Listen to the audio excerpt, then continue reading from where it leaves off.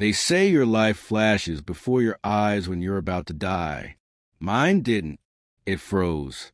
I was staring straight at the black barrel of the gun, close enough to see dust clinging to the metal, close enough to feel the cold breath of the man holding it. The alley behind the club was soaked in neon light and rain, but somehow it felt dry, silent, like even the air was scared to move. "Story," he said. 7 minutes. Or I paint the street with your brain. I didn't recognize his voice, but I recognized the tone. A man who didn't bluff. "What story?" I asked, even though my throat nearly sealed shut. He smiled without humor. "Yours." The word hit harder than the gun ever could. I should have run. I should have fought. But terror is a weird sculptor. It turns legs to stone and thoughts into echoes. All I could do was breathe, and even that felt dangerous. "My story," I repeated. "Start with the night it went wrong," he said. There were a lot of wrong nights in my life, but one burned brighter than the rest. It was the 10th of March. I began the night I learned that promises are weapons. He nodded almost approvingly, as if he'd just wound a music box and was waiting for it to sing. Back then, the city had color, not the sickly reds and blues from police sirens, but the warm glow of bars filled with laughter, street vendors shouting over music, lovers sharing cheap cigarettes beneath flickering lights. I walked through it with headphones in and ambition in my chest, the kind of ambition that makes you blind to consequences. I was 19, broke, hungry for something bigger than the paycheck waiting tables could ever give me. That's how I met Marcus, the type of guy whose smile could convince you to jump off a bridge and thank him on the way down. "Do you want to make real money?" he asked, leaning across the metal table behind the restaurant. Everyone dreams about that sentence. Nobody prepares for the cost. I said yes. Of course I said yes. Within weeks, I was delivering small packages in fast cars and getting paid in envelopes that felt too heavy for the job. Marcus called it logistics. The city called it drug trafficking. But I didn't care. I had money, adrenaline, and the illusion that I was in control. The illusion shattered the night we lost a package. It wasn't even my fault. Some idiot, a skinny kid with shaking hands and eyes like wet pennies, forgot to lock the trunk. One sharp turn, and the box fell out onto the asphalt like a gift from the universe to the police. Marcus didn't care about fault. He cared about results. And the result was that our supplier, a man everyone only called a knife, was now $60,000 short and looking for someone's head to balance the ledger. We gathered in a basement that smelled like mold and fear. Even the walls seemed to hold their breath. The knife walked in like a teacher entering detention, calm, bored, disappointed. He carried power the way people carry perfume, invisibly but unmistakably. "Who lost it?" he asked. Silence. Then he pointed at me, not because I did it, but because I was the easiest sacrifice. That's when Marcus stepped in. "He didn't lose it," Marcus said. "I did." For a second, I didn't understand. Then I realized Marcus was cashing in a promise. Months earlier, I saved him from a deal that almost went sideways. I never expected anything in return. I wasn't supposed to. But now he was standing between me and a man who solved problems with knives instead of words. The knife stared for a full 10 seconds. Then he tapped Marcus on the shoulder and said one word: "Apology." Marcus didn't beg. He didn't cry. He just nodded, because a promise is a weapon, and he understood the price. The knife's men pulled him out of the room. We heard the sound of fists and furniture breaking.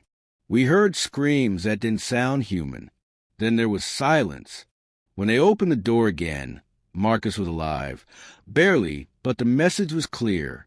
Debt paid. But debts never really die. They just change owners. Back in the alley, the man with the gun shifted his stance. "Good," he said. "Now keep going." "Why?" I asked, breath shaking. Why my story? He leaned forward, eyes dark as oil. Because, he said, I was there that night. And suddenly everything in me froze again. Because I remembered the knife had two men with him. One held Marcus. The other held the door. And that second man had the same voice as the one holding the gun to my head now. For a moment, I forgot about the gun. Forgot about the alley. Forgot about the rain dripping off the fire escape above us. All I saw was that basement. The blood on the concrete. Marcus barely conscious. And the second man at the door who never said a word. Now he was here. And he wanted my story. You remember, he said softly, lowering the gun just a hair. Good. I swallowed hard. Why now? Because, he said, stories are proof, and I need proof before I decide whether to let you walk away. I didn't know what proof meant to a man like him, but I knew I didn't have a choice. So I kept going. Marcus didn't die. That surprised everyone, including Marcus. He was the kind of stubborn that holds bones together long after they should have broken apart. In the weeks after the apology, he walked like every step was a scream, but he still made the rounds, still kept the operation running, still acted like nothing changed. That was the craziest part. Not the drugs, not the suppliers, not the money, but the idea that everything could stay normal after something like that. It didn't. Slowly, we noticed patterns shifting. More police cars circling our neighborhoods. More random dudes asking too many questions. More product going missing without explanation. Someone was bleeding the operation from the inside, and nobody could figure out who. Marcus didn't trust easily, but he trusted me. Maybe because he nearly died for me. Maybe because he didn't have anyone else. Either way, one night, he pulled me into that same basement and closed the door. He flicked a lighter, illuminating his face for a moment. Bruises still purple, cut above his eyebrow half-healed. We've got a leak, he said. I know, I answered. We find it, he continued, where the knife finds us. I waited for him to say more, but he didn't. He just stared at me, and for the first time, I realized he wasn't asking for help. He was begging. That's the part nobody ever talks about. Not the guns or the money or the drugs, but the begging. The part where grown men with reputations stronger than steel get swallowed by fear. So real it steals their sleep. So we started digging. We followed the product. We tracked the money. We watched the people who never used to matter. Drivers, couriers, stash house sitters. And that's when it got weird. The numbers didn't just go missing. They vanished in perfect increments. Too perfect. Like someone wasn't stealing to get rich. They were stealing to send a message. And whoever knew everything, routes, timings, codes. Stuff only top-level guys knew. Stuff only Marcus and his closest people knew. I didn't want to consider the possibility. But Marcus did. It's not a thief, he said. It's a cleaner. That word made my skin crawl. A thief steals. A cleaner removes obstacles. Permanently. So we watched, listened, waited, and then the first body dropped. A stash house runner named Felix, 19, baby face, always smelled like mint gum and anxiety. They found him in a dumpster behind a bowling alley, hands tied, throat cut. No money missing, no product missing. Just a message carved into his chest. No leaks. That was when everything changed. The knife called a meeting. No basement this time. A warehouse. Open space, cold air, shadows big enough to swallow secrets. He stood on a stack of crates like a general addressing an army, and we gathered in a half circle, pretending we weren't terrified. There's a rat, the knife said. We will find him. Nobody moved. Nobody breathed. Until we do, he continued. Deliveries pause. Payments pause. Trust pauses. If you've never seen a criminal economy freeze overnight, it's like watching a heart attack happen in real time. Money stops. Product stops. People panic. And panic makes men sloppy. That's when the second body dropped. This one wasn't a kid. This one was Benny, Marcus's driver, muscle, childhood friend, shot twice in the head in his apartment. No message this time. No theatrics. Just efficiency. Marcus broke when he heard. He didn't scream. He didn't cry. He just stared at the floor with his jaw clenched so tight I could hear teeth grinding. "Someone's cleaning," he whispered, "and they're cleaning around me." That's when he looked at me, really looked at me, and asked a question that almost made me walk out and never come back. "Is it me?" I wanted to say no, wanted to promise him it wasn't, but I hesitated, just for a second, and that second sliced deeper than any knife. His eyes changed, not angry, not sad, just resigned. "Find out," he said, and so I did. I watched him, followed him, tracked his calls, checked his paperwork, counted his cuts, everything clean, everything accounted for, which left only one other possibility. Someone was framing him, someone smart, someone patient, someone inside. And that's when I heard his name for the first time. The cleaner. No real name. No photo. No description. Just whispers. Whispers that he worked for the knife. Whispers that he only appeared when someone needed to disappear. Whispers that once he set his sights on you, there was no meeting, no negotiation, no second chance. And those whispers led to a single terrifying realization. Marcus wasn't the leak. He was the target. Back in the alley, the gunman nodded slowly as if my words confirmed a suspicion he'd carried for years. "So that's the night the body started dropping," he said. "Yes. And you know why I care?" "No, I admit it." He leaned closer, and the alley suddenly felt smaller. "Because," he said, voice steady as steel, "I was the cleaner." For a second, I forgot how breathing worked. The cleaner. The invisible part of every story we heard whispered in basements and back seats. The shadow men blamed when someone vanished without a trace. I always imagined him being older. Cold eyes, gray hair, the kind of man who made silence a weapon. Not this. Not a guy standing 3 feet from me. Damp hoodie, steady hands, and a voice that sounded like it belonged to a doctor delivering bad news. "You're lying. I managed." He didn't smile, didn't blink, just let the accusation float between us like smoke. "No," he said, "you just didn't expect an answer." I didn't know what to say to that, so I didn't say anything. He didn't care. He had his own story to finish. "You think you know what happened," he continued, "but you don't. You only saw one side." "My side," I said. "Marcus's side," he corrected. "And Marcus wasn't the victim you think he was. Here's the truth people don't like to admit about Marcus. He was clever. Not the kind of clever that gets A's or writes poetry.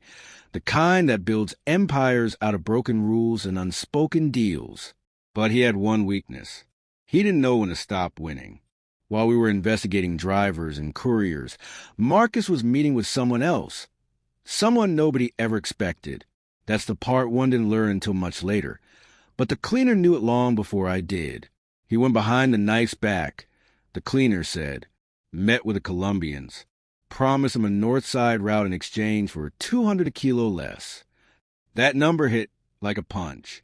200, over thousands of kilos. That wasn't a leak. That was a betrayal measured in millions. "That's why delivery stopped," he added. "Not because of trust. Because the knife needed time to confirm. So, Felix saw Marcus at the docks," he said, cutting me off. "Wrong place, wrong time. Marcus told him to keep his mouth shut. Felix didn't. And Benny tried to cut himself in on the deal. Marcus couldn't control him. I could." The alley seemed to tilt, like the whole world just shifted a few inches left. My brain didn't accept it. Couldn't. Because that meant the story I had been telling myself for years was upside down. Marcus wasn't scared because he was being framed, the cleaner said. He was scared because the knife already suspected him. "Then why me?" I asked. "Why tell me all this?" He took a slow breath, like he'd been carrying the answer a long time. "Because you weren't supposed to live either. There it was, the real truth. Not about Marcus, not about leaks, about me. I was there in that basement, he said. You weren't supposed to wake up. Marcus convinced the knife to let him apologize first. Make it look accidental. Keep you loyal until after the Colombians signed. My stomach turned. You survived, he said. So Marcus shifted the plan. Blamed you for the leak. Told the knife you were talking. Told the Colombians you were harmless. He played every side because he thought he could manage the chaos. He paused. But chaos only listens until someone speaks louder. What happened to him? I whispered, though part of me already knew. The cleaner didn't dramatize it, didn't paint a scene, didn't try to make it poetic. Marcus met the knife at an old motel off Route 6. No basement, no audience, no warning. One round in the heart, one in the head, clean. I expected relief, or anger, or something heavy and explosive. Instead, I felt nothing, like my brain had unplugged itself to avoid overload. So why am I here? I finally asked, why tell me after all this time? He lowered the gun, not like he was surrendering, but like the story itself finished the job, because someone asked me to. Ooh. And that, out of everything, was the first time I saw him smile. Not big, not dramatic, just enough to let me know the twist wasn't over. A woman, he said, walked into a bar 3 nights ago, sat next to me, and said your name like it was a question she already had the answer to. I tried to think of anyone it could be. Nobody made sense. She gave me a letter, he continued, reaching into his jacket slowly, deliberately, like the paper inside weighed more than the gun. He handed it to me, plain envelope, my name written on the front, in handwriting I almost recognized but didn't dare believe. Read it, he said. My fingers shook as I opened it. The paper smelled like perfume. Faint, familiar, and the ink was smudged like someone wrote it fast, before they lost a nerve. The first line punched the oxygen out of my lungs. I know what Marcus did to you. Meet him. He'll explain. Eliza, Marcus's sister, the girl who used to sit on the stairs during meetings, pretending to read while listening to everything. The girl Marcus told to stay away from business. The girl who disappeared the day he died. She wants to see you, the cleaner said. Last loose end. I folded the note with hands that didn't feel like mine anymore. What happens if I go? I asked. He holstered the gun. That, he said, is finally up to you. Then he turned, walked toward the mouth of the alley, and vanished into the city like a secret returning to silence. For the first time in years, there were no orders, no threats, no guns, just a choice. And choices, I learned, are the most dangerous weapons of all.